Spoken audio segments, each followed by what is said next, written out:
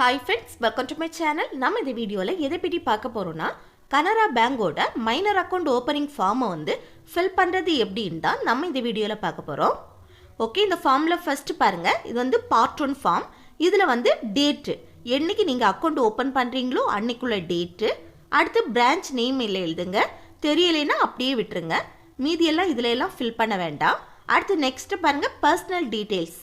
இதுல நேம், இது அக்கவுண்ட் யாருக்கு பேரில் ஓப்பன் பண்ணுறீங்களோ அவங்களுடைய நேம் எழுதுங்க.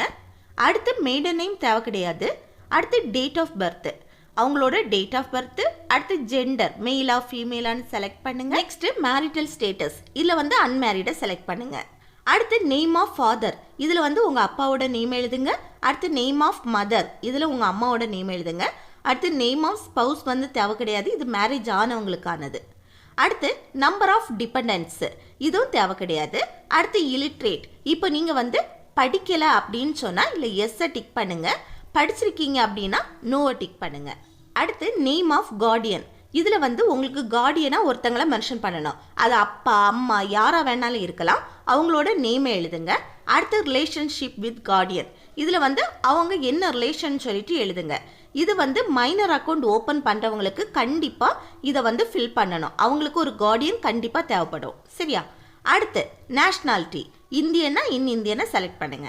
அடுத்து ஆக்குபேஷன் டைப்பு, இது நீங்கள் என்னவா இருக்கீங்க, உங்கள் தொழில் சம்மந்தமாக. இப்போ ஸ்டூடெண்ட்டாக தான் இருப்பீங்க, ஸோ ஸ்டூடெண்ட்னு சொல்லிட்டு செலக்ட் பண்ணுங்க. அடுத்து ஆனுவல் இன்கம், இது உங்கள் அப்பா அம்மா சம்பாதிக்கிற பணம் ஒரு வருஷத்துக்கு எவ்வளவோ அதை கரெக்டாக எழுதணும்னு கிடையாது, ஒரு தோராயமாக எழுதினா போதும். அடுத்து ரிலீஜியன், இல்லை ஹிந்துவா முஸ்லீமா கிறிஸ்டினான்னு செலக்ட் பண்ணுங்க. அடுத்து கேட்டகரி, ஜெனரலா ஓபிசி ஐசியான்னு செலக்ட் பண்ணுங்க. அடுத்து பர்சன் வித் டிசபிலிட்டி, இப்போ உங்கள் உடம்புல ஏதாவது குறைபாடு இருக்கா அப்படின்னு சொல்லிட்டு கேட்டிருக்காங்க. அப்படி இருக்குன்னா எஸ்ஸை செலக்ட் பண்ணுங்க, இல்லைன்னா நோவை செலக்ட் பண்ணுங்க. இப்போ இருக்குன்னு எஸ்ஸை செலக்ட் பண்ணீங்கன்னா அது விஷுவலி இம்பேர்டா இல்லை டிஃப்ரெண்ட்லி ஏபிள்டான்னு செலக்ட் பண்ணுங்க. அடுத்து எஜுகேஷனல் குவாலிஃபிகேஷன், இப்போ நீங்கள் என்ன படிச்சிருக்கீங்களோ அதை நீங்கள் இதில் செலக்ட் பண்ணுங்கள். அடுத்து organisation name, designation, nature of business, இதெல்லாம் தேவை கிடையாது. அடுத்து என்னென்னா please tick the applicable box, இதில் நன்னை செலக்ட் பண்ணுங்கள். அடுத்து பாருங்க ISO 3166 country code of jurisdiction of residence. நீங்கள் இந்தியாவில் தான் ஃபுல்லாக வாழ்கிறீங்க அப்படின்னு சொன்னால் இந்திய கோட் நம்பர் IN சொல்லிட்டு எழுதிக்கோங்க. அடுத்து பேன் நம்பர் கேட்டிருக்காங்க, இல்லை பேன் நம்பரை எழுதுங்க. அடுத்து பாருங்க கான்டாக்ட் டீட்டெயில்ஸு, இதில் உங்கள் மொபைல் நம்பரை எழுதுங்க. இப்போ உங்ககிட்ட மொபைல் நம்பர் இல்லை அப்படின்னா உங்கள் அப்பா அம்மா யாருக்கு மொபைல் நம்பர் வேணாலும் எழுதலாம்.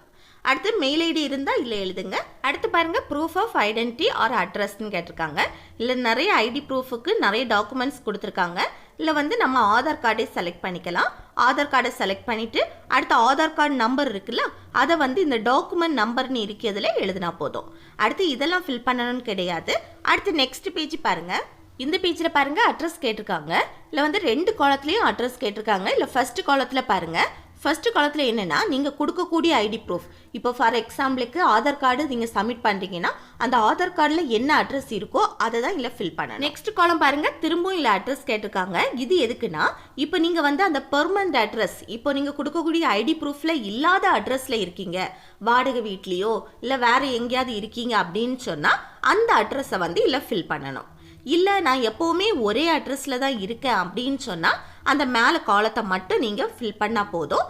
செகண்ட் காலத்துக்குள்ள அட்ரஸில் நீங்கள் ஃபில் பண்ண வேண்டாம். இப்போ நீங்கள் அந்த பெர்மனன்ட் அட்ரஸில் இல்லாமல் வேறு அட்ரஸில் இருக்கீங்கன்னு சொல்லிட்டு இந்த செகண்ட் காலத்தை நீங்கள் ஃபில் பண்ணீங்கன்னா நீங்கள் அதுக்கு தண்ணி பில்லோ இல்லை கரண்ட் பில்லோ இப்படி ஏதாவது ஒன்று சப்மிட் பண்ணணும். சரியா? அடுத்து நெக்ஸ்ட் காலம் பாருங்கள். இதில் எஸ் ஆப்ஷன் டிக் பண்ணுங்கள். டிக் பண்ணிவிட்டு அடுத்து இதில் உங்கள் ஃபோட்டோ ஓட்டணும். இதில் உங்கள் சைனை போட்டுக்கோங்க. அடுத்து இதில் உங்கள் பிளேஸ் எழுதுங்க. இப்போ பேங்க் இருக்கக்கூடிய இடத்தை எழுதக்கூடாது, உங்களோட பிளேஸ். அடுத்து டேட் எழுதிக்கோங்க. அடுத்து இதெல்லாமே அங்கே பேங்க்லேயே பார்த்துப்பாங்க, இதெல்லாம் நம்ம ஃபில் பண்ண வேண்டாம். இனி நெக்ஸ்ட் பேஜ் பாருங்கள். இதில் பார்ட் 2 ஃபார்ம்னு இருக்குது பாருங்கள். இதில் டேட் எழுதிக்கோங்க. அடுத்து என்னென்னா டைப் ஆஃப் அக்கௌண்ட்டு, இல்லை சேவிங்ஸ் பேங்க் அக்கௌண்ட்டை செலக்ட் பண்ணுங்கள். அடுத்து மோட் ஆஃப் ஆப்ரேஷன், இப்போ நீங்கள் தனியாக தான் அக்கௌண்ட் ஓப்பன் பண்ணுறீங்க, ஸோ இல்லை செல்ஃபே நீங்கள் டிக் பண்ணிக்கலாம். அடுத்து சர்வீசஸ் ரெக்கார்டு, இல்லை என்னெல்லாம் சர்வீஸ் வேணும்னு சொல்லிட்டு செலக்ட் பண்ணணும். ஃபர்ஸ்ட் ஏடிஎம் கார்டு, உங்களுக்கு ஏடிஎம் கார்டு வேணும் அப்படின்னா இந்த ஃபர்ஸ்ட் அப்ளிகேஷன்ல எஸ் ஆப்ஷன் செலக்ட் பண்ணுங்க. செலக்ட் பண்ணிட்டு இதுல உங்க நேம், இந்த பாக்ஸ் இருக்குல்ல, இந்த பாக்ஸுக்குள்ள உங்க நேமை கரெக்டாக எழுதுங்க. இதில் எப்படி எழுதுறீங்களோ அதுபடி தான் ஏடிஎம்லேயும் இருக்கும். அடுத்து நெக்ஸ்ட் வந்து நிறைய சர்வீசஸ் கொடுத்துருக்காங்க, அது எல்லாமே உங்களுக்கு அவைலபிள் கிடையாது. ஏன்னா நீங்கள் மைனர் அக்கௌண்ட் ஓப்பன் பண்ணுறீங்க. இந்த மைனர் அக்கௌண்ட்டுக்கு வந்து ஏடிஎம் கார்டு மட்டும்தான் கிடைக்கும். அடுத்து பாஸ்புக் கிடைக்கும். அதுக்கப்புறம் என்னென்னா எஸ்எம்எஸ் அலர்ட், 4th ஆப்ஷன் பாருங்கள், எஸ்எம்எஸ் அலர்ட். இல்லை வந்து பேங்க்கில் எந்த நோட்டிஃபிகேஷனாக இருந்தாலும் சரி, எந்த டிரான்சாக்ஷன் நடந்தாலும் உங்கள் மொபைலுக்கு எஸ்எம்எஸ் வரணும் அப்படின்னா இல்லை உங்கள் மொபைல் நம்பரை என்டர் பண்ணுங்கள், இல்லை எஸ் ஆப்ஷன் செலக்ட் பண்ணுங்கள். அடுத்து நெக்ஸ்ட் காலம் எல்லாம் வந்து ஃபிக்ஸட் டெபாசிட்டுக்கானது. இதெல்லாம் நம்ம ஃபில் பண்ண வேண்டாம். இனி நெக்ஸ்ட் பேஜ் பாருங்கள். இந்த பேஜில் பாருங்கள் நாமினேஷன் ஃபார்ம். இல்லை வந்து நாமினியாக ஒரு ஆளை கண்டிப்பாக சேர்த்துக்கணும். இல்லை ஃபஸ்ட்டு பாருங்கள் டீட்டெயில்ஸ் ஆஃப் நாமினேஷன். இல்லை வந்து ஃபஸ்ட்டு உங்களோட நேம், இப்போ அக்கௌண்ட் யாருக்கு பேரில் ஓப்பன் பண்ணுறீங்களோ அவங்களோட நேமை தான் இதில் எழுதணும். அடுத்து இந்த குட்டி பாக்ஸ் எதுக்குன்னா, இப்போ நீங்கள் நாமினியாக ஒரு ஆளை சேர்த்துக்கிறீங்களா அவங்களோட நேம் வந்து பாஸ்புக்கில் பிரிண்ட் ஆகி வரணும்னா இல்லை வந்து டிக் பண்ணுங்கள், இந்த குட்டி பாக்ஸை வந்து டிக் பண்ணுங்கள். இல்லை வேண்டான்னா அப்படியே விட்டுருங்க. அடுத்து பாருங்கள் டீட்டெயில்ஸ் ஆஃப் நாமினி. இனிதான் நம்ம நாமினியோட டீட்டெயில்ஸை என்டர் பண்ண போகிறோம்.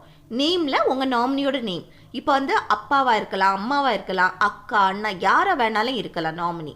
அவங்களோட நேமை எழுதுங்க. அடுத்து மொபைல் நம்பர், அந்த நாமினியோட மொபைல் நம்பர். அடுத்து ரிலேஷன்ஷிப், அவங்க என்ன ரிலேஷன் சொல்லிட்டு எழுதுங்க. அடுத்து அவங்களோட ஏஜ் எழுதிக்கோங்க. இப்போ வந்து உங்கள் நாமினி மைனர் அப்படின்னு சொன்னால் அவங்களுக்கும் ஒரு கார்டியனை அப்பாயிண்ட் பண்ணணும். அந்த கார்டியனோட நேம், அட்ரஸ் எல்லாம் தான் இதில் ஃபில் பண்ணணும். இப்போ உங்கள் நாமினி வந்து மைனர் இல்லைன்னா இந்த காலத்தை வந்து ஃபில் பண்ண வேண்டாம், அவங்களுக்கு எந்த கார்டியனும் தேவை கிடையாது. அடுத்து பாருங்க கீழே 2 பாக்ஸ் கொடுத்துருக்காங்களா, இல்லை வந்து ஒரு பாக்ஸில் வந்து உங்கள் சைனை போட்டுக்கோங்க. இன்னொரு பாக்ஸ் எதுக்குன்னா, இப்போ வந்து நீங்கள் ஜாயிண்ட் அக்கௌண்ட் ஓப்பன் பண்ணால் மட்டும் அந்த ஜாயிண்ட் அக்கௌண்ட் ஹோல்டர் வந்து அவங்க சைனை போடணும். இல்லை நீங்கள் வந்து இப்போ சிங்கிளாக தான் அக்கௌண்ட் ஓப்பன் பண்ணீங்க அப்படின்னா இல்லை ஃபர்ஸ்ட் பாக்ஸில் மட்டும் சைன் போட்டால் போதும். அடுத்து நெக்ஸ்ட் பாருங்க, இதில் வந்து என்னென்னா இந்த 2 பாக்ஸ் எதுக்குன்னா, இப்போ நீங்கள் சைன் போடாமல் கைரேகை வச்சுக்கிட்டீங்கன்னா உங்களுக்கு 2 விட்னஸ் ரெடி பண்ணணும். அந்த 2 விட்னஸோட டீட்டெயில்ஸை இதில் ஃபில் பண்ணணும். அவங்களோட நேம், அட்ரஸ், அவங்களோட சிக்னேச்சர் எல்லாமே இதில் வந்து ஃபில் பண்ணணும். அடுத்து நெக்ஸ்ட் பாருங்க, ஒரு குட்டி பாக்ஸ் கொடுத்துட்டு ஒரு பெரிய பாக்ஸும் கொடுத்துருக்காங்களா. இது எதுக்குன்னா, இப்போ நீங்கள் வந்து நாமினியே தேவை கிடையாது அப்படின்னு மேலே எதுவுமே நீங்கள் ஃபில் பண்ணாமல் விட்டீங்கன்னா இதில் வந்து இந்த குட்டி பாக்ஸில் ஒரு டிக் போடணும். இதில் வந்து உங்கள் சைனை போடணும். இப்போ நீங்கள் வந்து நாமினி வேணும்னு சொல்லிட்டு மேலே டீட்டெயில்ஸ் எல்லாம் நாமினியோட டீட்டெயில்ஸை ஃபில் பண்ணீங்கன்னா இதில் வந்து நீங்கள் வந்து டிக் பண்ணக்கூடாது, இதில் உங்கள் சைனும் போடக்கூடாது. அடுத்து நெக்ஸ்ட் காலம் பாருங்கள், இதில் வந்து 2 பாக்ஸ் கொடுத்துருக்காங்களா, அதில் வந்து ஒரு பாக்ஸில் உங்கள் சைனை போட்டுக்கோங்க. அடுத்து நெக்ஸ்ட் காலம் வந்து பேங்க்கில் பார்த்துப்பாங்க, நம்ம ஃபில் பண்ண வேண்டாம். இப்போ நம்ம வந்து அக்கௌண்ட் ஓப்பன் பண்ணுற நேரத்தில் நாமினியோட டீட்டெயில்ஸை ஃபில் பண்ணுறோம்ல, இது வந்து நாமினி தான் கண்டிப்பாக பேங்க்குக்கு வரணும் அப்படின்னு கிடையாது, நம்மளே ஃபில் பண்ணிக்கலாம். சரியா? அடுத்து நெக்ஸ்ட் பேஜ் பாருங்க, டேர்ம்ஸ் அண்ட் கண்டிஷன்ஸ் கொடுத்துருக்காங்க.